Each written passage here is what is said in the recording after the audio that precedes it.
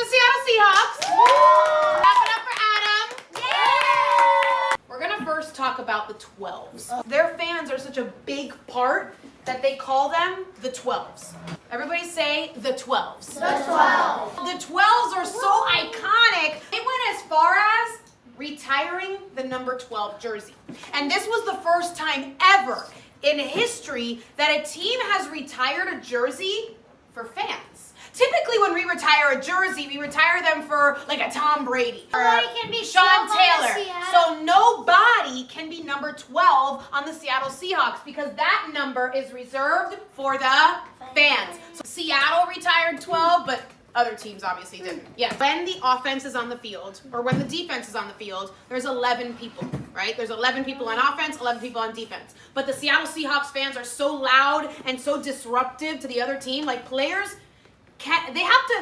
have to be strategic when they go and play the Seahawks. They know they're not going to be able to hear, so they start making like hand movements. They have to start practicing different signals to call different plays. Matthew Stafford, they even talked about it during the game. They like zeroed in on like the center, his butt, and like Matthew Stafford would have to tap the guy's butt to say, hey, I'm ready. Because they can't hear him because it's so loud. Because of the 12's. So that's why they call them the 12's. They're like the 12th person on the field. They now play at Lumen Field. And Lumen Field became their new home in 2002.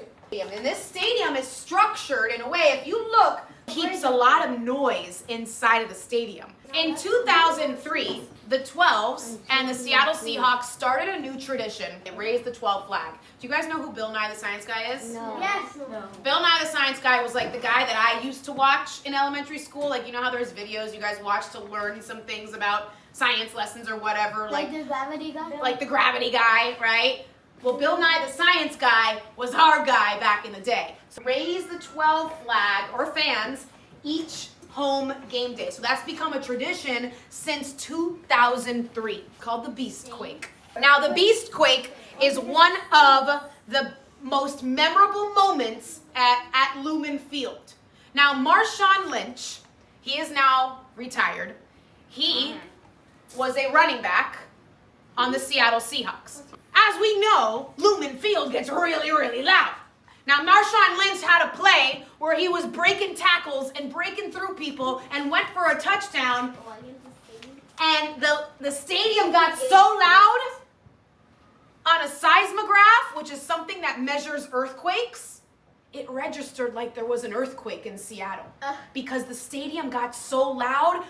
If you look here, this is what it normally looks like. You see how it's kind of just like steady, like a steady up and down? When Marshawn Lynch was turning that pass for a touchdown, the stadium got so loud, it registered as an earthquake at Lumen Field.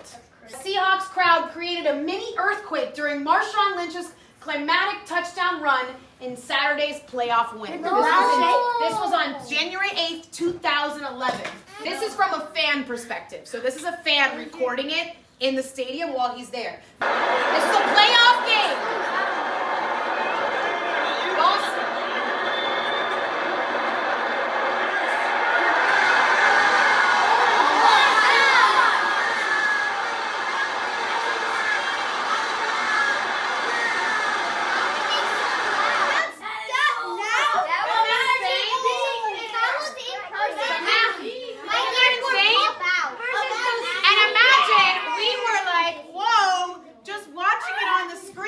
Imagine being in that environment. What'd you notice? Who used to be the coach of the Saints? Sean Payton. The Saints have the ball. Oh, look at this run. Marshawn Lynch. Still on the stadium. Here's Walters now. He's dancing his way. Wow. Now you understand how that noise registered on a seismograph to be like an earthquake. And that's why everybody says, oh yeah, we have good fans too, but there's nobody like the 12's. Because there's nobody like the 12's that are recording earthquakes in their stadium. So the fans play a big role in their games. I mean, teams have to prepare to go play them. They not only do they have to prepare plays and strategies, they got to prepare for all the noise and that they're not going to be able to hear. So fast forward to 2025, 2026. We know they have a dominant defense in the dark side. Everybody talks about their defense and how dominant that they are. But there is one person that I would like to focus on most, and that's Sam Darnold. Because Sam Darnold's journey through the NFL has not been easy. And if you notice, all the people that we've talked about have had to go through adversity. All of these players have had to go through hard times. Not all of their journeys have been easy. In fact, all of them have failed throughout their career. But Sam Darnold's journey is kind of, Sam Darnold in 2018, he was drafted by the New York Jets. You draft somebody because you expect them to be your guy. He was drafted the same time Baker Mayfield was drafted. He was drafted the same year Josh Allen was drafted. He was drafted the same year Lamar Jackson was drafted. So all of those big-time quarterbacks were drafted in this draft with Sam Darnold. People expected him to be perfect right away. And the truth is, he just wasn't ready yet. He struggled with the New York Jets. As you know, they started to write him off and say, not great. On April 5th, 2021, he was traded to the Panteras, to the Carolina Panthers. This was April 5th, 2021. And on October 24th, 2021, Panthers benched Sam Darnold in the loss to the Giants. He got benched in the fourth quarter. It's not his fault. So months later, he was benched. Things in Carolina still didn't click. He went to the Jets. Nothing worked out. Nothing clicked. He got traded to the Panthers, hoping for a new start, hoping for a change and a new beginning, and it still didn't click. And people wanted to say to him, you stink, you're a bust, you're not going to make it, he's terrible. So after his stint with the Carolina Panthers, Sam Darnold then was picked up by the 49ers in 2023. Now, not serving as their main quarterback anymore. He was picked up to be a backup to Brock Purdy. Think about that. Started getting picked in the first round, struggled, had an opportunity for change, struggled again, then got picked up by another team, but not as a starter, as a backup. So now he's had all these moments where people are knocking him down, and it's taking a toll on the way that he's feeling about himself, the way that others are feeling about him. He goes to the Niners as a backup quarterback. What? His number is 14, and Sam Darnold's number is 14. Wow. Is his number 14 still? I don't know. Sam Darnold's number is 14. What's Adam's number in class? 14. After a year with the San Francisco 49ers, he goes to the Vikings. And this was kind of like, this was where change started to shift. People had really negative things to say about Sam Darnold. People had written him off, told us that he was never going to be a starting quarterback. He was never going to be the guy for a team. He could never be that guy. But here's where his story starts to change. Here where things start to look better. He goes to the Minnesota Vikings. Everybody writes them off again. But he starts winning. And he starts leading his team to success. And last year in Week 18, the Minnesota Vikings had a chance to become the kings of the NFC. All they had to do in Week 18 was beat the Detroit Lions, and they were the kings of the NFC. Did they? They lost to the Lions, but they still made the playoffs. They lost in the first round, but even though they lost, this started to change people's view of Sam Darnold. Yes, he makes mistakes. He messes up. But the one thing that he's not afraid of is failure. So he's going to give it his all. He's not going to be afraid to play. He's not going to be afraid to try. And that's something that's honorable. So as we know, he is now starting quarterback of Seattle Seahawks. When the Seattle Seahawks said that they were going to take Sam Darnold as their starting quarterback, people were like, yes, he started to prove himself last year, but still, people were like, I don't really know if I think he's going to do anything. Like, I don't really know.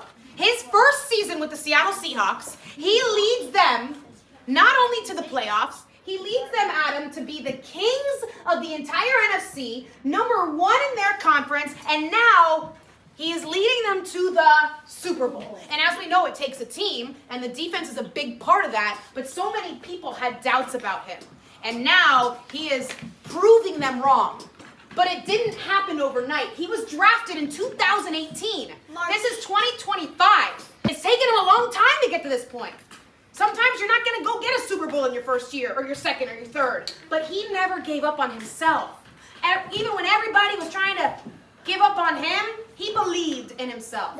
And that's the most important thing.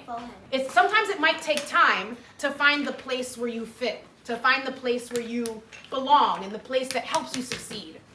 But you have to keep trying, and he never gave up on himself. I mean, he learned at every opportunity, and as he learned and grew, he finally is in a place where he belongs, where he's comfortable and can succeed. And now he is competing for a Super Bowl. And out of all those guys, Josh Allen, Lamar Jackson, Baker Mayfield, he is the first one out of all of those big names to make it to the Super Bowl.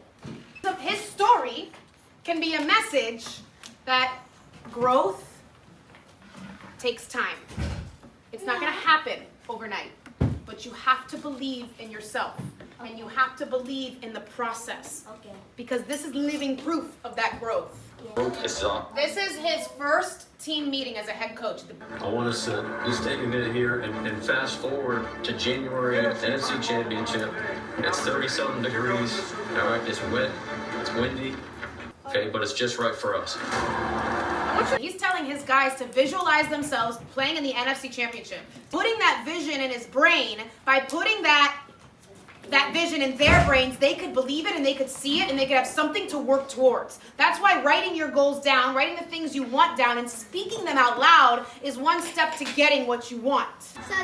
So let's go to work. This is people talking about all of these trades that Seattle was doing at the beginning of the season, saying, that doesn't inspire me, this is terrible, this is not good. People did not believe in the Seahawks.